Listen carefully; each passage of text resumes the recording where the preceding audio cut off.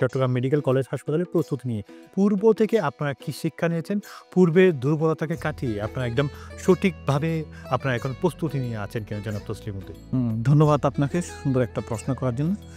২০২০ সালে যখন কোভিড শুরু হয়, তখন কিন্তু কোভিডের এই ট্রিটমেন্ট সম্পর্কে অথবা গাইডলাইন সম্পর্কে আমাদের কারো কোনো জানা ছিল না। এটা ধীরে ধীরে আস্তে আস্তে আমরা চায়নার সাথে যোগাযোগ করে WHO নির্দেশনায় আমরা কিন্তু এই রোগ সম্পর্কে জানতে পারি, এই রোগের মোকাবেলা করা, এই রোগের ট্রিটমেন্ট সম্পর্কে আমরা জানতে পারি। এই রোগের ট্রিটমেন্ট কী হবে, এটা প্রিভেন্টিভ মেজার কী হবে, এটা কিন্তু WHO গাইডলাইন অনুযায়ী আমরা কিন্তু সবাই জানতে পারি। তখন কিন্তু আমাদের আইসিইউ সেট আপটা কী হবে, এটার জন্য যে 100% অক্সিজেন লাগবে, তারপর হচ্ছে এটার জন্য তো কন্টিনিউয়াস একটা অক্সিজেন সাপ্লাই লাগবে, যাদের অক্সিজেন স্যাচুরেশন কমে যাবে, ওই সময় কিন্তু জানা ছিল না। এটা কিন্তু আস্তে আস্তে ধীরে ধীরে কিন্তু এটা আমরা জানতে পারি। এটা ওই সময় কিন্তু সেট আপটা ওরকম ছিল না। এখন কিন্তু যেহেতু এটা অলরেডি একবার হয়ে গেছে 2020 সালে এবং 22 সাল পর্যন্ত এটা কন্টিনিউ করেছে, এখন এটার গাইডলাইনকে এটা আমরা সবাই জানি এবং ওই সেট আপটা কিন্তু আমরা এখনও পর্যন্ত ধরে রেখেছি চট্টগ্রাম মেডিকেল কলেজ হাসপাতালে। এটার জন্য আমাদের অক্সিজেন সিলিন্ডার আছে প্রায় 20,000 লিটারের। তারপর হচ্ছে আপনার আছে এখানে আমাদের যে হাই ফ্লো নেজাল ক্যানুলা, যেটার মাধ্যমে আমি একটা রোগীকে 1 লিটার পরিবর্তে 35 লিটার পার মিনিট আমি রোগীকে দিতে পারি। আরেকটা হচ্ছে যেটা হচ্ছে হাই ফ্লো অক্সিজেন কনসেন্ট্রেটর, যেটা সেটা কিন্তু সে নিজে কিন্তু অক্সিজেন জেনারেট করে, সে প্রতি মিনিটে 15 লিটার অক্সিজেন সে দিতে পারে। এগুলো হচ্ছে আপনার ম্যানেজমেন্ট। এখন করোনা রোগী কাদেরকে আমরা হাসপাতালে নিয়ে আসবো, এখানে 4টা ভ্যারাইটি আছে। একটা হচ্ছে মাইল্ড টাইপ, একটা হচ্ছে মডারেট, একটা হচ্ছে সিভিয়ার, একটা হচ্ছে ক্রিটিক্যাল। যেটা মাইল্ড টাইপ, এটা জাস্ট ফ্লু লাইক সিনড্রোম, সর্দি কাশি, তারপর হচ্ছে জ্বর থাকতেও পারে, নাও থাকতে পারে।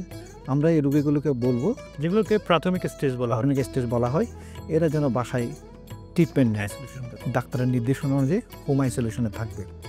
মডারেট হচ্ছে কোনটা, এই সিমটমগুলোর সাথে জ্বর সর্দি কাশির সাথে তার সাথে নিউমোনিয়া সিমটম থাকতে পারে।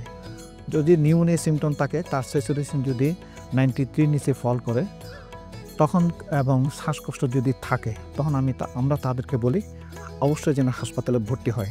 কারণ যেহেতু তার অক্সিজেন সমস্যা হচ্ছে, অক্সিজেন নিতে পারতেছে না, তখন এই রোগীগুলোকে আমরা নর্মাল ওয়ার্ডে ভর্তি রেখে, কোভিড ওয়ার্ডের নর্মাল ওয়ার্ডে ভর্তি রেখে তখন আমরা এদেরকে অক্সিজেন সাপোর্ট দিয়ে ট্রিটমেন্ট করব। আর ক্রিটিক্যাল কোনগুলো, যাদের শ্বাসকষ্ট হবে, তারপর হচ্ছে আপনার রেসপিরেটরি ফেলিয়ার হওয়ার সম্ভাবনা আছে, তারপর হচ্ছে স্যাচুরেশন অনেক কমে যাবে, তখন সেক্ষেত্রে আমরা এই রোগীগুলোকে, যাদের আইসিইউ সাপোর্ট লাগবে, তখন এদেরকে আমরা আইসিইউতে নিয়ে আসবো।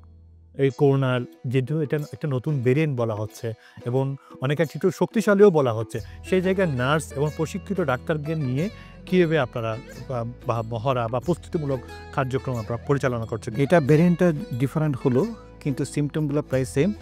যেহেতু আমাদের এখানে যারা নার্সের স্টাফ এখন বর্তমানে আছে, তারা কিন্তু 2020 সালে 21 সালে ওই স্টাফগুলো প্রায় আছে। যারা কোভিড ওয়ার্ডে, কোভিড আইসিইউতে ডিউটি করেছে, তারা কিন্তু এখনও আমাদের হাসপাতালে আছে।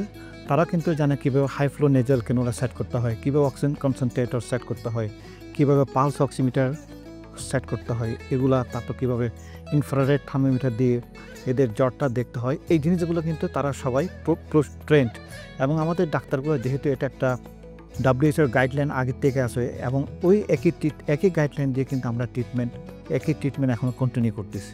এটা কিন্তু একটা সেট পলিসি দেওয়া আছে।